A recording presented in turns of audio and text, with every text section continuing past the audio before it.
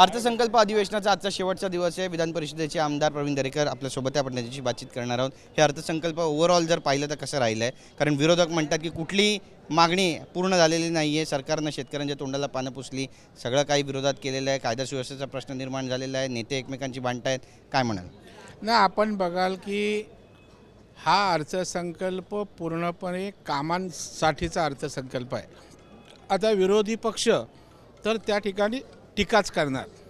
आपण बघाल मोठ्या प्रमाणावर विकास निधी महाराष्ट्रातल्या जवळपास सर्व मतदारसंघात गेला आहे। इरिगेशनला मोठ्या प्रमाणावर निधी आहे, पॉवर सेक्टरमध्ये मोठ्या प्रमाणावर त्या ठिकाणी काम झालं आहे आणि खास करून शेतकऱ्यांसाठी सुद्धा त्या ठिकाणी अर्थसंकल्पामध्ये चांगल्या प्रकारचा वाव देण्यात आलेला आहे। आणि त्याच्यामुळे मला वाटतं आता विरोधकांना अर्थसंकल्प त्या ठिकाणी आम्हाला काय मिळालं, शेतकऱ्यांना काय मिळालं, त्याने अर्थसंकल्पच नीट त्या ठिकाणी वाचलेला नाही आहे। या अर्थसंकल्पाच्या माध्यमातून अनेक विकास कामं रस्त्याची असतील, इरिगेशनची असतील, शेतकऱ्यांच्या सवलती योजना संदर्भात असेल, केंद्र शासनाच्या अनुदानाच्या संदर्भात त्या ठिकाणी आपला हिस्सा देण्याचा विषय असो, या सगळ्या बाबतीत या ठिकाणी राज्य सरकारने काळजी घेतली आणि सर्वसामान्य मध्यमवर्गीय माणसाला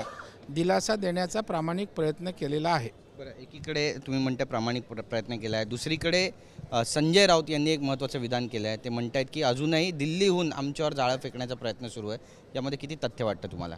नाही, आता जाळं फेकलायला संजय राऊत काय मासा नाही आहे किंवा मासा कसा पळतो पटकन जाळंसुद्धा असं करून ते संजय राऊत हुशार आहेत। आता त्या ठिकाणी त्यांना सूर सापडत नाही का, त्यांच्या मनात इच्छा आहे त्या जाळ्यामध्ये अडकायची का जाळ्यामध्ये यायचं नाही आहे।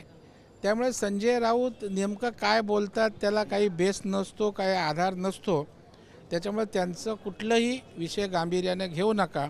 उलट पक्षी मी असं म्हणेन की उद्धव ठाकरे साहेबांची तीव्र इच्छा भारतीय जनता पार्टीसोबत यायची असावी असा माझा कयास आहे।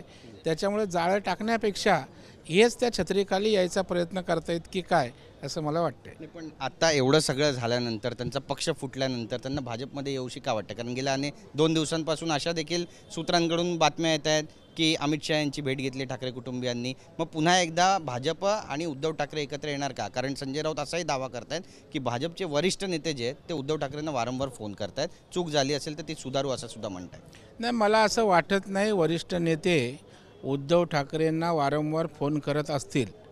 तर उद्धव ठाकरे त्या ठिकाणी कोणत्या उद्देशानं जर भारतीय जनता पार्टीच्या ज्येष्ठ नेत्यांना भेटत असतील तर मला माहीत नाही, परंतु मला वाटतं राज्यातले नेते देवेंद्र फडणवीस साहेबांनी या संदर्भामध्ये स्पष्ट भूमिका त्या ठिकाणी केलेली आहे आणि त्याच्यामुळं आता ह्या जरतरच्या गोष्टी आहेत आणि संजय राऊतांच्या वक्तव्याला कुठलाही आधार नसतो।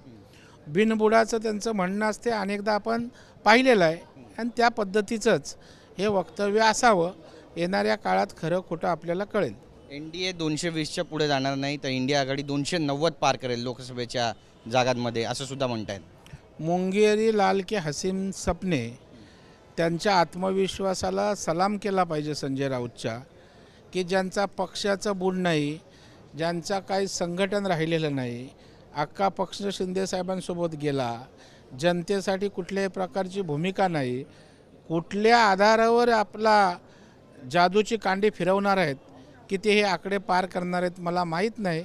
मुंगेरी लाल के हसीन सपने त्यांना बघायला काय हरकत नाही। लोकसभेच्या जागेचा काही तुडा सुटलाय का? कारण सुनील तटकरे बारामतीबद्दल त्यांनी महत्त्वाचं विधान केलं आहे, म्हणतात की जर भाजपने कौल दिला तर सुनेत्र पवार त्या ठिकाणाहून निवडणूक लढवतील।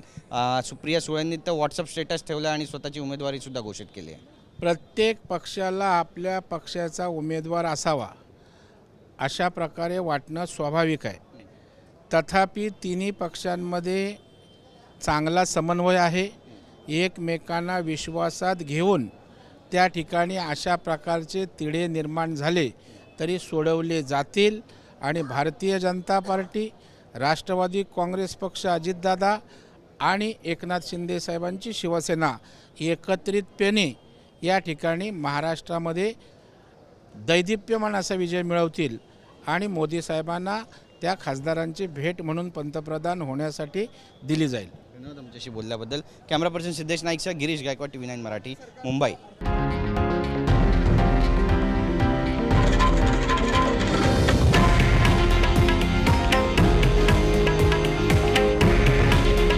हे आहे देशातील नंबर 1 न्यूज नेटवर्क आणि आपण पाहत आहात TV9 मराठी.